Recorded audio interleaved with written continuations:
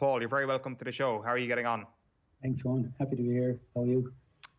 Good, thanks. So we're going to see the government's Living with COVID plan a little bit later on this afternoon. And I guess as someone who is a teacher, first of all, and a coach of children and teenagers, what do you want to see in this plan? I think what do the young people want to see? I think the young people want to see some clarity. I think the young people want to get back to sport. I think they want to meet their friends. I think they really value sport and they know what it is to live without it. And I think they want to see from the government that they've been listened to and heard. And in a safe way, I don't think anyone's looking for anything crazy. I don't think anyone's looking for a rush back to competition or a rush back to anything. I think anything is better than nothing. So I think they need to be given some sort of direction. They need to understand if they're making a sacrifice, how is it helping? And if it isn't particularly helping, can we go back and play? And I think that's what they're very basic stuff I think they're looking for. When it comes to teenagers over the past year or so, those that have been involved in sport, I presume that there's two different elements to this. There's, first of all, the teenagers that love their sport, that just want open fields to be able to play whatever they want to play. And then there are the teenagers who perhaps aren't so interested in sport. And it is about keeping them engaged, which is a nigh on impossible thing to do when you aren't actually getting any face-to-face contact with them. Yeah, I think Christy O'Connor wrote a pretty good article there with the Echo during the week, and he said that he quoted an Aspen Institute study that reckoned unless we have drastic intervention, we lose 30% of young people between 6 and 18 in sport because of the pandemic. So there was a huge challenge in coaching, and I suppose I've been in this coaching corner for a long time, trying to espouse the virtues and values of sport to society. Maybe before the pandemic, definitely. So I've always seen coaching as a key driver of a good society. So I think the challenge is going to be on coaches ever more. And the challenge has been on coaches in the last year to try and innovate, I suppose educate a bit, inspire a bit and entertain a lot. Because people are missing, I would have talked to a lot of my lads yesterday, I've under 16s, and it's the connection. They're missing that connection. I think Brené Brown said, we're hardwired to connect. It gives purpose and meaning to our lives, without the suffering. And so I think people are experiencing that. So that's our challenge now, has been our challenge for the last year as coaches, try and innovate to bring everyone with us at some level. But I think, Lee Morgan, I think he was on the show a while ago, said, if we get coaching right, everybody has a chance. So I think we can do something for everyone. And we can in the past, in the last year we have, and we can continue to do it. How have you been getting towards the place where that engagement with that 16-year-old is the best it possibly can be? It's been hard, but all things are hard. Sport is hard, so that's fine. So we had to scratch our heads a lot. I think one of the first things we did was we drove around. I'm involved in hurling, and we gave everybody two balls, and we gave them a practice diary, and that was our first kind of what we were trying to wow, I suppose, them into action. I think there's three things you have to ask yourself really when you're a coach in this. You have to ask yourself, when all is said and done, what do you want to be said about how you supported your players in this period? And I think you have to ask yourself, what are the behaviours we're trying to drive, or what are what do we want them in doing in this period? And then the third thing would be, how do we make them behaviours or them things more attractive to them? So we have done lots of different things. We would have had weekly reading. We would have had, so yesterday they got the New Zealand mental skills coach, an article from him. We would have watched games together. They would have had worksheets to engage with as they watch games. We would have sent documentaries. We watched Richie McCaw together, and then we fed back through the learnings from it. So feeding back that interactive piece and the learnings. We've had guest speakers in. We've had Michael Day on nutrition. Damien Young is the head researcher on the demands of hurling. We've had him in. We've had lots of other people in to talk to them as best we can. Eddie Brennan, Barry Smith, and Dave Morris, loads of different people in to talk as best we can. We have given them deliberate practice videos.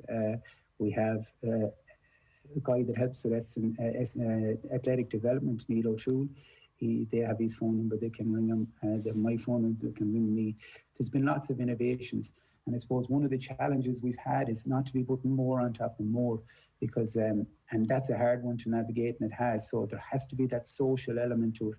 So we've started looking at little projects, they're going to get a new project tonight. We're breaking them into teams, and there's going to be challenges, and we're going to try and score them challenges. I think, well, it's not an exclusive, but we're going to be tonight, they're going to be looking at high-performing teams, and they're going to have to research and present back to their buddies and learn to work together. So this is all... Sorry, so this is all 16-year-old boys, Paul, is it? Yeah, that's it. Yeah. That's our challenge as coaches, to try and inspire and try and move them to action. That's the big challenge of coaching. You know, it's a big job, it's a big order. So yeah. And how have you found the engagement? Like, I'm sure that there's probably this stereotype out there that if you give a 16-year-old boy that sort of article that you're talking about there, where it gets into the nitty-gritty of coaching, and obviously will have a positive influence if they do read it. Is the engagement good? Is everybody willing to engage with everything that you're sending their way? Well, we can only have improvement by degrees, so nothing is perfect, you know. So we understand that someone, you know, we'll have quick responders, we'll have aggressive responders, we'll have not so. So it's not a game of perfect. Coaching isn't a game of perfect. But I think a lot of the interactions that have come in COVID have probably, you know, what happened before was probably important too. So was that environment for learning? Was the, you know, well, Fern Gambetta is a mentor of mine. He said words create images and images create action. So the words we would have used pre-COVID, like, you know, we would always say we are aggressive to learn. Learning is a sport is a learning competition. And we would have had little team values, which I think are standing us now, you know, relentlessness and things like stuff that we wanted to stand for as a team. So that foundation of what a team was, we tried to lay it over the last couple of years. And that's really important. You know, all the pillars of the player we're trying to build physically, technically, or tactically are layered upon a foundation. And that foundation, when they're young, is really important. Values, character, and behaviour. So I would like to think some of the work we did before COVID is standing to us now. And we didn't rush to, like in developmental sport, we don't rush to performance. We put in a foundation. So we mightn't have done it right all the time, but I think we put in a good. So our lads, I would like to think, it would have a value on learning. And then we're also trying to work on different things. Last week we interviewed 3 of the selectors. They were probably 3 of the club legends. We interviewed them, and one of the boys said to me after, it was a Ronan Welch. He said, I never knew he played for us. He played for Cairnmore, and Ronan captained our team in the county final. So that was you know, and it was a wow to me after. So we interviewed 3 of our mentors, who most of the boys just didn't know anything about. So there's ways we can innovate, connect it back, root them to where we're from, what we're about. And it is a tall order. I don't say any of this, this isn't easy. But I suppose the challenges we're preparing our players to face in the future aren't going to be easy. So I think how we lead now and how we coach now will define us moving forward. And that's what I'm trying to help with. Paul, you're talking about, you know, innovating to keep the young kids interested and engaged during all of this. Over the last year and in all of these innovations, has it changed your philosophy or your ideas as a coach over the last year as well? Yeah, absolutely. Yeah, absolutely. Well, I think I've relearned. I always talk about, we know most of this stuff, but then we forget it, and it becomes unimportant again until we get a kick up the bum, and then we go, wow. But yeah, absolutely. So sport is a vehicle to teach people how to be good at life. And that's what it is. And I've known that for a while, but I keep forgetting it every so often. So now I really understand the values and the virtues of sport. I suppose I talked to 5 of my lads yesterday and about what they're experiencing in it. So they talked about losing their identity, losing their connection with friends. I think there's a lot of homework coming on them all the time, yeah, and then they don't have the outlet. So we always have to keep the most important thing. And I really think that there's an opportunity for coaching and sport in Ireland to reimagine the purpose of sport. You know, they go to the pitch, you know, to learn and to develop, you know. So in my club, we have 4 things we want. The purpose of our club is a place to play hurling, make new friends, reach your potential and feel like you belong. And we need to nail that all the time. When we rush to performance and think it's about winning and all that, we go to we dehumanize it. So we need to keep that human spirit in it and think of think of the people, because from this value-based and character-driven and behaviour-driven environment will emerge lots of people will give them the opportunity to access the game at a high level. And as a coach, I'm learning that more and more all the time, because if you have to innovate, you have to find new ways, and that's a challenge to coach, but I've definitely reimagined it. Like, I was with our boys under 14, right, and 2-3 years ago, and we had 7 championship matches in 7 weeks, actually in 8 weeks, and in the middle we had a failure. And I think that's way too much competition on top of people. And I don't want to rush to competition when we go back to sport. Development, develop the skills, coach the individual, work on we have weapons and work on things they're good at, things they're working on, really be able to develop the player. And I think sometimes competition, and we shouldn't let competition get in the way, but human nature allows it. We rush to performance when competition gets in our way. So the learnings I would have taken is, how can we give them the capacity to access the game long term? That has to be meaningful, individual coaching, instruction and help. And I think prior to it, we had kind of lost a bit of that. And I definitely think it's something we're going to reimagine. And if the structure of the competition doesn't suit us, well, so be it. And I know even, and there's a big thing, we would have worked pretty hard to bring 2 teams to under 17. And I know we've tried to ask to get 2 teams into under 17, and they said no. But we said this has to happen. This is not an option. So maybe they have to look at themselves there a bit too. They think it's going to be too complex. But the purpose of sport is to bring as many people together in a healthy environment, and from it will emerge different. We've seen the All-Stars there and the Players of the Year, late developers. So that piece of team developmental coaching is fascinating. And I'd say it's about 8 years ago, I was up in Vincent Hospital talking to very, very smart people about the role of coaching in sport and society, and against things like mental health, obesity, depression, all these things. And back then it was only theories of mine, but now I know it to be true. And we know it to be true. The coach, good coaching gives everybody a chance. Sport is a vehicle to get better at life. And that's our challenge as coaches. And the organisation's challenge then is to allow us coach easier. Allow it be easier to coach. So providing good competitions at the right time, at the right level, and good referees that can lead that too. So our opportunity to really get on top of this is massive, because the need for good coaching and good sport is never greater. I'd imagine as well, as important as the Gable end of the house has probably been in recent months for, training individual skills and, the way you've been able to use technology in order to engage them in every way. I can only imagine what the relief is going to be like when these players are able to get back out physically onto a pitch and to be able to converse in person with their mates, even if that's socially distanced and in small pods to start. It's going to be a huge moment when they can actually get back onto a pitch again. Yeah, I think they're probably all dreaming about it. Young people, old people, we all dream. They're dreaming about that. I would imagine greatly. So some of the challenges we gave are probably were a little bit undynamic and stuff. Hitting the ball against the wall is okay sometimes. I suppose we would have tried to challenge them and taught them a bit about deliberate practice and how to practice to get better. Shared videos with them on that. I think coaches, and I would have looked at this a lot in the last while because I work a lot with coaches. I think we presume that players know how to practice and at home, and that's in my experience. And even last week, I was helping adults practice.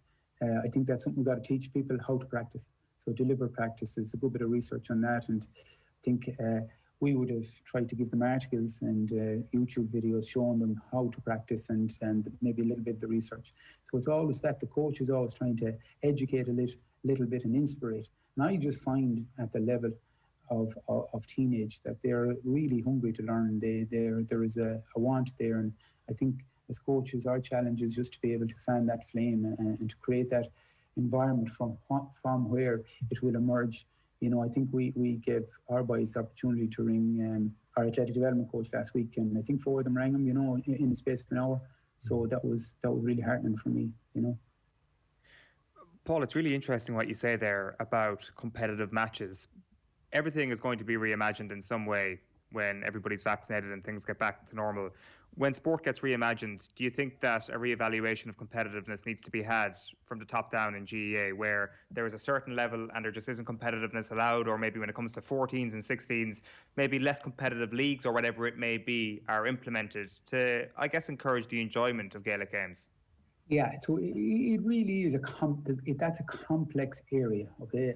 And we do need to breed competition.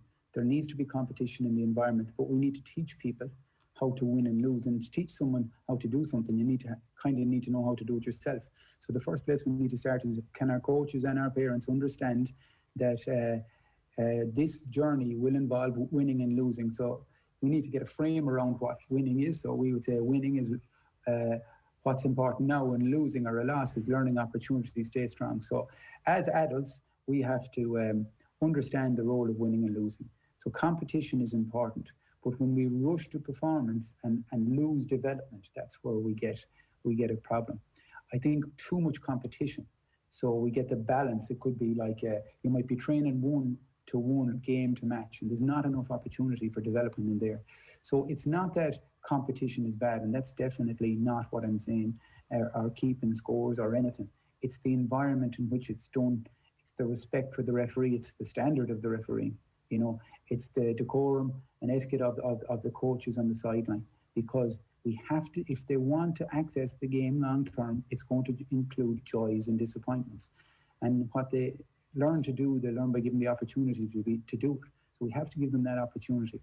I definitely think the balance can be wrong. We rush to performance, we bring them to games, and we make them feel bad about losing, subconsciously, obviously. So I think early on, I think we're not too worried about that. I think someone explained it to me recently about, it's like a zoo. When we have them in our coaching environment, we're in a zoo, but every so often we need to go out into the wild. So we need to make sure that we're doing the right work in the zoo, so that when they go out into the wild, they're ready. But we don't need to put them in the wild before they're ready. So we need to have a very clear purpose for the competition and what we want to achieve from it, and they need to be ready for that. But I think there's possibly too much competition, depending on how we're viewing sport. If we view sport as something for everyone to come and play, over competition will kill it, because it's just a rush to the end point, get it done, win. But if we reimagine how we compete, to strive together is the Latin, isn't it, for competition? I think. So, yeah. I appreciate this is probably more complicated than just an age question, but if I were to ask you, is there a perfect age at which to introduce competition to a sports playing kid? Is there one? Do you have a theory on that? Do I have a theory? I probably need to think a bit deeper, but competition can be going up the road, playing your neighbours, mixing up. It can be going to different schools and playing different teams and mixing it up and keeping the scores. I've no problem with that. We want application, intention. That's what we want in sport, you know. So when are they ready for that? I think there's probably a lot of egocentricity going on till they're 8, 9. I think 9, 10 a little bit, but definitely no big competitions, no big cups, no big anything like that. We want them to get to love the game, the joy of the game, not for winning or losing, just to experience it. So we need to create them environments, and lots of things have been tried, and there's been a lot of improvement, goal games and everything else. I don't know I'm giving you an exact answer, but I don't think there has to be huge amount of competition.